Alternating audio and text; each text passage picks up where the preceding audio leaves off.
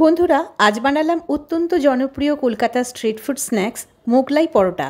আর street ফুডের থেকেও যদি টেস্টি বাড়িতে বানানো যায় তবে তার থেকে আনন্দের আর কিছু নেই। মোগলাই পরোটার সাথে যে আলু তরকারিটা হয় সেটা 15 জনের জন্য বানাচ্ছি।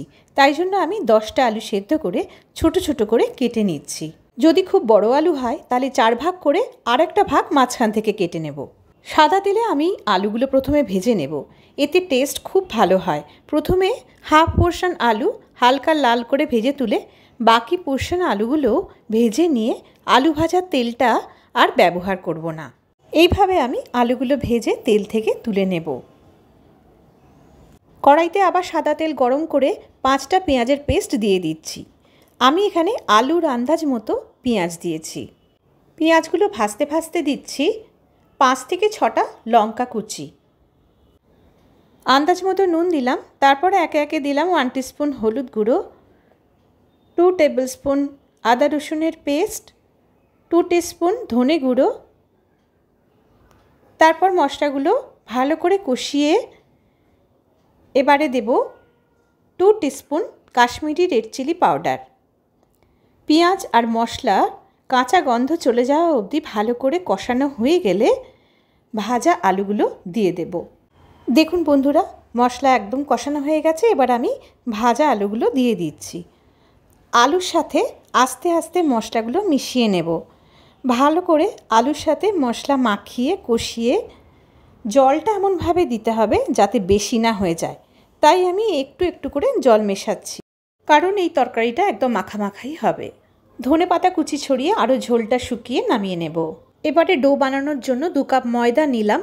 বন্ধুরা, আমি আপনাদের 4 জনের মতো ময়দা মেখে দেখাচ্ছি। এতে দিচ্ছি 1 টিস্পুন নুন, 2 টিস্পুন চিনি। নুন আর চিনি ময়দার সাথে ভালো করে মিশিয়ে নিয়ে প্রথমে আমি 5 টেবিল স্পুন সাদা তেল দিলাম। তারপর ময়দাতে তেলটা মিশিয়ে আরও তেল অ্যাড করব। আরও আমি 4 টেবিল স্পুন তেল অ্যাড করলাম। এই ডোটা কিন্তু একদম নরম তুলতুলে হবে, তাই ময়ানটা ঠিকঠাক হওয়া খুব ইম্পর্টেন্ট। দেখুন বন্ধুরা, যখন এরকম ডেলা পাকিয়ে থাকবে তখন বুঝতে হবে ময়ানটা ঠিক হয়েছে। এবার আমি জল মিশিয়ে মিশিয়ে ময়দাটা মেখে নেব। ময়দা মাখা হয়ে গেলে আরও 2 টেবিল স্পুন তেল দিয়ে ডোটার সাথে তেলটা যাতে অ্যাবজর্ব হয়ে যায় তাই আবার মেখে নেব। ডোটা একদম রেডি। এখন আমি এটা আধ ঘন্টার জন্য ঢেকে রেখে দেব। ফ্রাইং প্যানে নিচ্ছি 4টে মোগলাই পরোটার আন্দাজে ব্রেড স্ক্রাম্ব। এটা আমি কিছুক্ষণ ড্রাই রোস্ট করে তুলে নেব। এতে রেডিমেড ব্রেড স্ক্রাম্বের যে প্যাকেটের একটা গন্ধ থাকে সেটা চলে যাবে। 4টে খুব বড় বড় লেচি রেডি করে নিলাম। খুব পাতলা আর বড় করে বেলতে হবে বলে আমি সিলিকনের এই রোলিং বোর্ডটা ইউজ করেছি। এখন সামান্য তেল মাখিয়ে যতটা সম্ভব হয় বড় আর পাতলা করে বেলে নেব। এভাবে আমি যতটা সম্ভব হয় পাতলা আর বড় করে বেলে নিচ্ছি।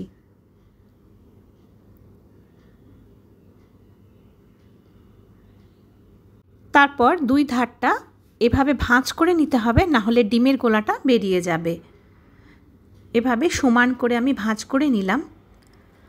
আগে থেকেই আমি 2টো ডিম ভেঙে রেডি করে রেখেছিলাম।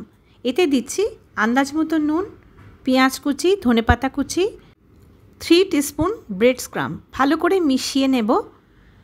মিশিয়ে নিয়ে এবারে দেব 2 থেকে 3টে কাঁচা লঙ্কা কুচি। তারপর এই ডিমের গোলাটা মাঝখানটায় ঢেলে দেব। তারপর ভালো করে একটু ছড়িয়ে নিলাম। তারপর দুদিক থেকে ভাঁজ করে 2টো ধার চেপে সিল করে দেব। 2টো পাশ খুব সাবধানে ধরে ফ্রাইং প্যানে গরম তেলে ভাজতে দেব। বন্ধুরা, ভাজার সময় গ্যাসের ফ্লেমটা কিন্তু একদম বাড়ানো যাবে না। মিডিয়াম টু লো হিটে বারবার উল্টে পাল্টে এইভাবে উপরে তেল দিয়ে ভাজতে হবে, যাতে ভেতর অবধি ভালো করে ভাজা হয়। তাই জন্য বারবার উল্টে পাল্টে নিচ্ছি। খেয়াল করে দেখবেন, যারা স্ট্রিট ফুড বানায় তারাও কিন্তু এইভাবে বারবার উল্টে পাল্টে ভেজে নেয়। এবার আমি গরম গরম সার্ভ করব। খাওয়ার সুবিধার জন্য হাফ করে কেটে নিচ্ছি। দেখুন বন্ধুরা, কেমন সুন্দর একটা স্টাফিং হয়েছে আর পারফেক্ট ভাজাও হয়েছে। প্লেটে দিলাম ঝাল ঝাল মাখা মাখা আলুর তরকারি, শসা, কাঁচা লঙ্কা, পেঁয়াজের স্যালাড আর সস। বন্ধু হয়ে পাশে থেকে বানিয়ে জানাবেন কেমন লাগলো। আবার আসবো এরকমই মুখরোচক খাবারের রেসিপি নিয়ে। ভালো থাকবেন, সুস্থ থাকবেন।